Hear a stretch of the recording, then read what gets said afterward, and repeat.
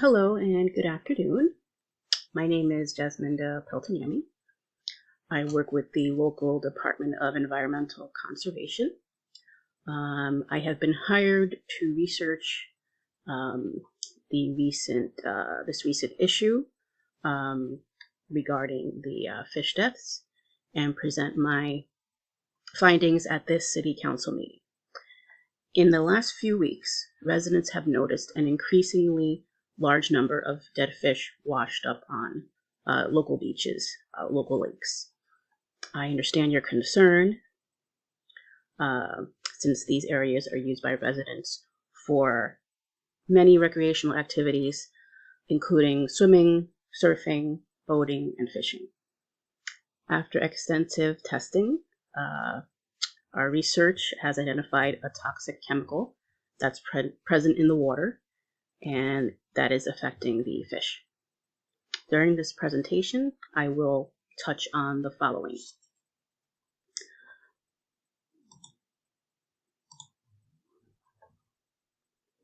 And just have a slideshow coming up.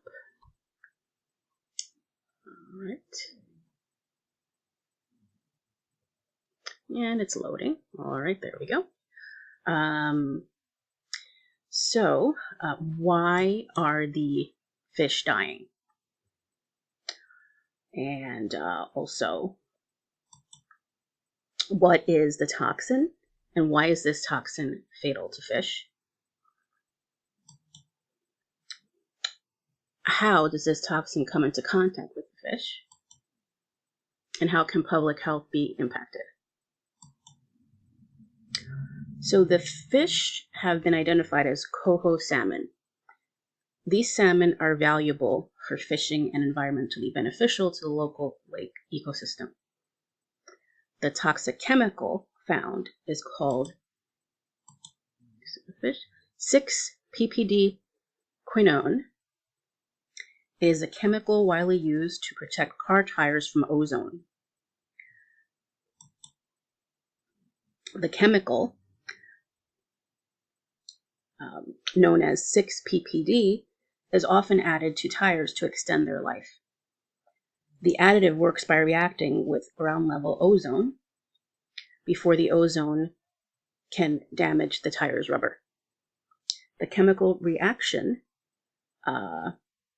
therefore produces 6-PPD-Quinone, and this newly discovered compound is estimated to be more than 100 times more toxic as the original compound, 6-PPD. Then rainwater washes it from areas such as roadways and playgrounds into the fresh water. A recent study has linked this pollutant to the mass deaths of coho salmon in the Pacific Northwest as well. And that's why we linked it to the deaths of the local coho salmon here. Every time it rains, fish living downstream of storm drains are exposed to many pollutants, including the toxin we are talking about today, 6-PPD-Quinone, through the storm runoff.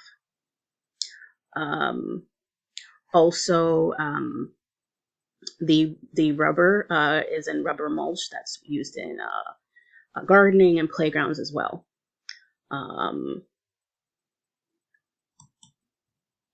And you got the tires, and this is the natural form. This is some rubber mulch. That's how it can get into the streams through the rainwater. Rubber mulch and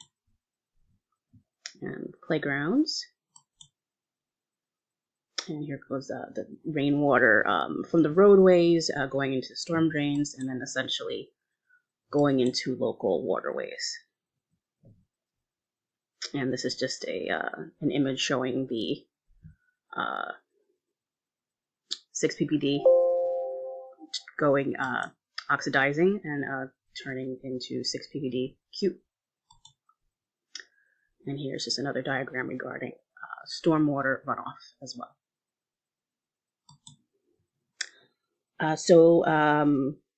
Laboratory results of our water has found large levels of this toxin in our area. And again, I do believe that this is the cause for the recent large number of fish deaths. The toxic mode of action is currently not definitively known, but this toxin is believed to interfere with the fish's metabolic processes and implicated in fish mortality. So studies on zebrafish eggs in the laboratory that were exposed to this toxic chemical showed alterations in normal swimming behavior and oxygen consumption. Studies on coho salmon mortality were associated with large increases of hematocrit, which leads to thickening of the fish's blood and essentially death. The human health effects of such exposures do merit evaluation. Regarding the effect on public health, studies are currently underway from such organizations as the Tire Industry Project. The organization has been studying the environmental effects of tires, including tire wear particles. I also do have a handout sheet if anybody wants. It's just a fact sheet on this chemical, if anybody wants, and I am available for any questions. I hope this presentation alleviates any concerns regarding the fish deaths. And now that the reason has been identified, maybe we can work on ways to alter storm drainage so that pollutants such as this toxin do not end up in our waterways. Thank you very much for your time today. Take care.